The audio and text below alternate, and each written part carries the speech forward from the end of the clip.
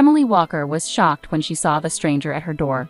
"I'm sorry, what did you say?" she asked, her voice shaking. "Your Aunt Anna left you some money?" The man, wearing a cheap suit, gave a condescending smile. "Yes, that's right. It turns out your aunt was actually quite rich, even though most people didn't know. It's funny how old people can surprise us, isn't it?" Emily laughed in disbelief. "Rich? You must be mistaken. She lived like she had no money at all." "Well, whether you believe it or not," the man said with a shrug, "you need to be at the reading of her will this Friday at 3 p.m. at McGrady & Sons Law Offices downtown. Don't be late." He tipped his hat and walked away. "Wait," Emily called out, but the man was already hurrying to his car. She shut the door slowly, feeling confused. An inheritance from Aunt Anna? It didn't make any sense. Emily sat at her small kitchen table, sipping coffee while she thought about her great-aunt. They had never been close. Anna had always been grumpy and stingy, rarely saying anything nice. Still, Emily had tried to be there for her, helping with chores, bringing food, and celebrating her birthdays. Despite Anna's unpleasantness, Emily always stayed polite. Her husband, Mark, had little patience for Anna. He had only met her a few times, before their wedding and occasionally after. That was enough for him. He thought her way of living and her nasty comments about him were reason enough to avoid her. Emily sat there, trying to make sense of the lawyer's claims. Could it be true that Aunt Anna had been secretly wealthy all this time? She thought about what she could do with an inheritance. Maybe she could finally quit her second job at the diner and get a good night's sleep. Looking at the clock, Emily realized she was running late for her shift. She quickly finished her coffee, grabbed her purse, and headed out the door. She needed to call Mark from the bus and tell him about this strange news. Fortunately, Emily found a seat on the crowded bus. She took out her phone and called Mark, hoping he was up for a chat. "Hey, babe," he answered sleepily. "What's going on?" "You won't believe this," Emily said. "A lawyer just visited me and said Aunt Anna left me an inheritance." "An inheritance? Can you believe it?" Mark said, surprised. "The old lady had some hidden money?" "Apparently," Emily replied. "I have to go to the will reading on Friday afternoon. I'm not sure what to think." "Well, that's good news," Mark said, trying to sound upbeat. "Maybe you can finally take a break from work. You really deserve one." Emily gave a sad smile. "If only it were that easy. We'll see. How are you feeling today? Any news from your mom?" Mark's mother, Linda, worked at Mercy Hospital and was trying to get him seen by specialists for his ongoing health issues. Mark's condition made it hard for him to keep a job, and he often ended up in the ER due to panic attacks. Emily had been working extra hard to pay for his costly vitamins and supplements. "Oh, just the same," Mark said with a sigh. "Maybe it's time to accept that I'm just going to be like this. Having a baby might be a bad idea with my health." Emily felt a pang in her heart, thinking about their plans to try for a baby this year.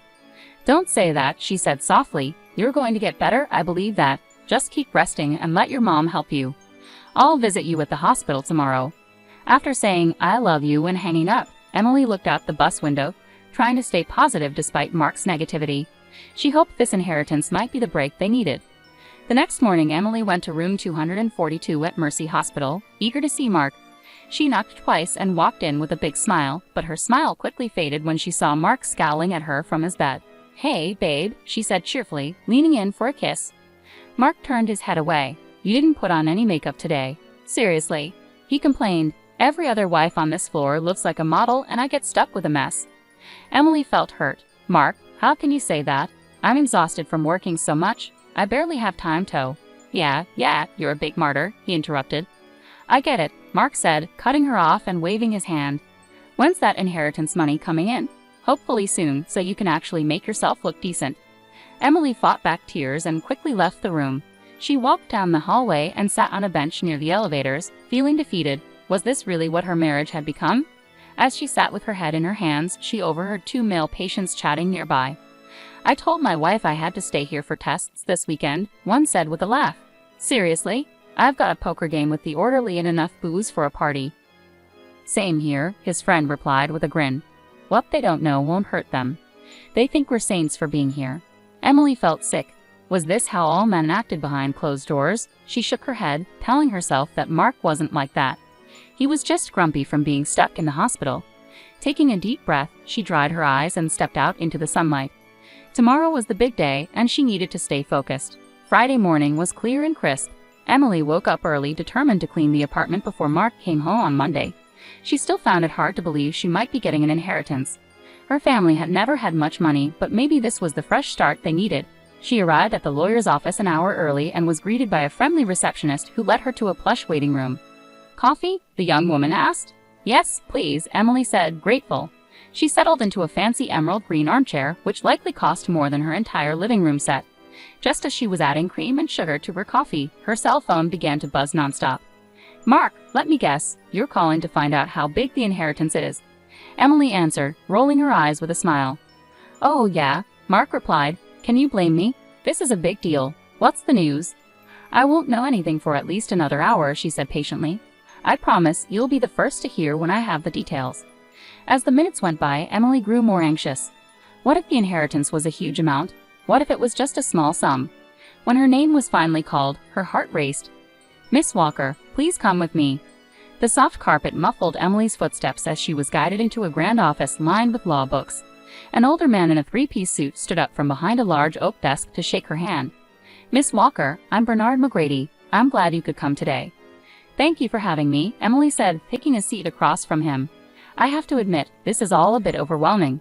My Aunt Anna never talked about her finances." Mr. McGrady chuckled. Yes, she was known for being quite frugal. But I can assure you, your great-aunt Anna had a significant fortune. He handed her a file folder. Emily opened it with shaking hands and almost fell out of her chair when she saw the number on the page. This can't be right," she gasped. "There are too many zeros. It says $6.2 million. Mr. McGrady smiled and said, "I assure you, there's no mistake." Emily held the folder to her chest, her head spinning. $6.2 million, more money than she'd ever imagined. She felt a hysterical laugh rising in her throat. She couldn't wait to tell Mark. With trembling fingers, she pulled out her phone and quickly typed a text to her husband. "Inheritance is $6,200. Can you believe it?" In her excitement, she didn't notice she'd left out the last 3 crucial zeros before hitting send. Unable to stay any longer, Emily made a quick excuse about needing to process the news and hurried out of the office, clutching the folder with her new future in her arms. She needed to see Mark immediately and share this life-changing news. He was going to be stunned. Skipping the bus, Emily grabbed a cab and told the driver to head to Mercy Hospital. She fidgeted anxiously as they drove through the city, eager to get there. When they arrived, she threw a handful of cash at the driver and rushed inside, taking the stairs 2 at a time to the second floor, thrilled to share their incredible news with Mark. As she neared room 242, she heard familiar voices and stopped outside the door. It was Mark and his mother, Linda, talking. Though she knew she shouldn't eavesdrop, she felt compelled to listen. "And the stupid cow actually fell for it," Mark's voice dripped with contempt. "Can you believe she thinks I'm really sick? Like I'd spend time in this awful place if I didn't have to." Linda laughed. "You've got her completely fooled. She's so naive. I still can't believe you married someone like that." "Tell me about it," Mark groaned. "But did you hear the best part? Aunt Anna left some money. Once it's in my account, I'm done with her. She can find someone else to play nurse and housekeeper." Emily felt her face go pale. She blinked rapidly, unable to believe what she was hearing. It felt like a nightmare, but Mark and Linda's laughter made it all too real. Her entire marriage, her whole life with Mark, had been a lie. Unable to listen any longer, she turned and ran, not noticing the tears streaming down her face. She ran until her lungs burned and her feet ached. When she finally stopped to catch her breath, she found herself by the East River, staring at the murky water. As she watched the swirling currents, she heard Aunt Anna's voice echoing in her mind. "That boy is a lazy freeloader who'll drain you dry," Aunt Anna had warned Emily after meeting Mark. "Mark my words, Missy, you're making a huge mistake." At the time, Emily had dismissed it as the grumbling of a bitter old woman. But now, with her heart broken, she saw the truth clearly. Aunt Anna had been right, and somehow, she had made sure Emily had the means to break free before it was too late. Straightening her shoulders, Emily turned away from the river and walked down the sidewalk with determination. She had calls to make and divorce papers to file. Mark would be in for a shock when he came home on Monday to find the apartment empty. For now, Emily planned to stay with her best friend Tara for a few days and then take a much-needed solo trip to the Hamptons to heal. As the warm June sun touched her face, Emily felt a spark of hope. Maybe her life wasn't ruined after all. Maybe this was the beginning of an amazing new chapter. She couldn't wait to see what the future held. 3 days later, Mark limped to the door of their apartment, prescription pain meds in hand. "Honey, I'm home," he called out sarcastically. "Where's my inheritance check?" Silence was his only answer. He looked around, noticing for the first time that the walls were bare and the shelves empty. A single sheet of paper lay on the kitchen counter. "Dear Mark," it began in Emily's familiar handwriting, By the time you read this, I'll be long gone.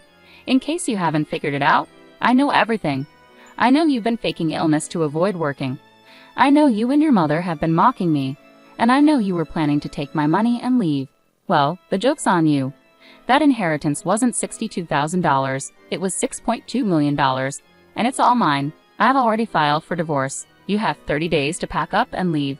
Have a nice life. Emily. Mark's eyes widened in shock and rage as the letter fell from his hand. He kicked a chair in frustration, cursing loudly. How had he misjudged her so badly? He thought he had her completely under control. Defeated, he sank to the floor. Meanwhile, Emily was far away, lounging on a beach chair with the sea breeze ruffling her hair.